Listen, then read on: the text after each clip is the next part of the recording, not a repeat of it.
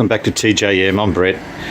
Today we're heading off up the Central Coast to have our little short Christmas break up there, and we just decided what car to take, and we're going to take Krugy. Krugy's a XJ8. We call her Krug because she's in that silver sand colour that looks like champagne.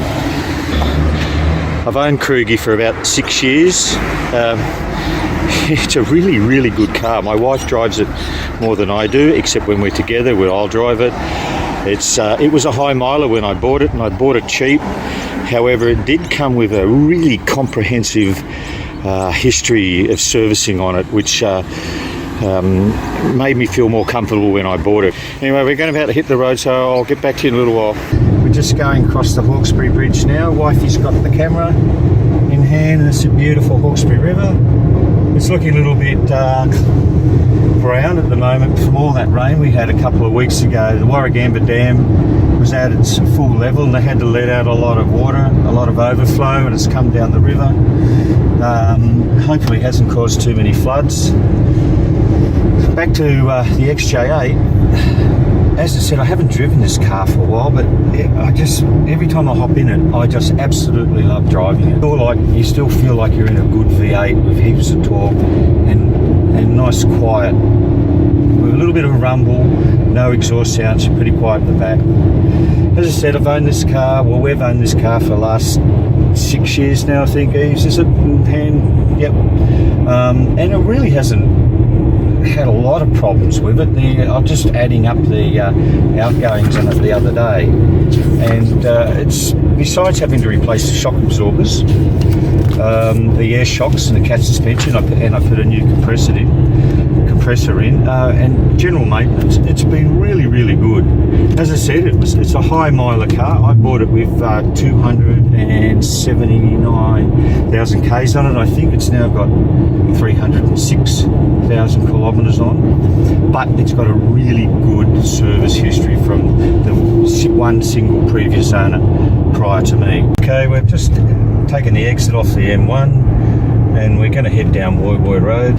The X350s, they came out, and I think the first model was 2003, so this is pretty much one of the earlier ones. Well, we're at the bottom of the hill, and I just thought I'd fire up the camera again because we're just going to come across beautiful Brisbane waters and the Rip Bridge. The bloke was pondering of what have I spent on this thing over the last 5 years. I was trying to add up the things that I have spent on it. And besides saying that I put 4 new shock absorbers on it and a new air compressor, the new air shocks. The only reason we did that because the car developed a leak, and if you leave it for a week, the thing would be sitting on its ass.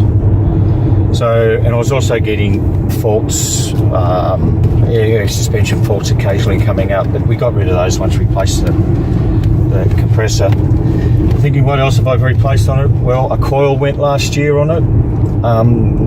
I think that then was the original coil, so it's not so bad in 17 years. And a guy did the right thing and only bought one coil. Well, in fact, I actually bought 2 coils, but I keep a spare in the boot if another one's ever going to go. So that was a good thing. And it just goes to show you that this thing has had a really good service record since it's new. And that's about it. So we'll head on. Oh yeah, no, another thing. I haven't replaced it. These things have a ZF 6-speed automatic transmission. They're meant to be sealed for life. If you don't change the oil within at least 100,000 kilometres on these things, you're only going to get a very short lifespan. And going from the service records on this thing prior to me owning it, the ZF transmission did fail at 200,000 kilometres. So it's now done 106,000 kilometres since that new one was put in. So it really is due for another oil transmission change, and I will get to that eventually. It's a balmy 29 degrees outside, nice 21 degrees in here, and the traffic wasn't too bad, was it, hun? No. And it's just amazing how much quality and car you can get for such a cheap price. It's like the technology of a new car's not there now. This thing doesn't even have Bluetooth. Anyway,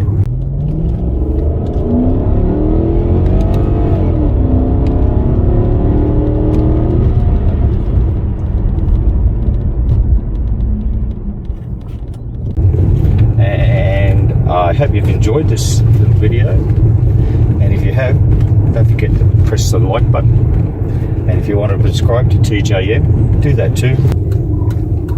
Anyway, thanks again for watching TJM, and we'll catch up on our little next episode.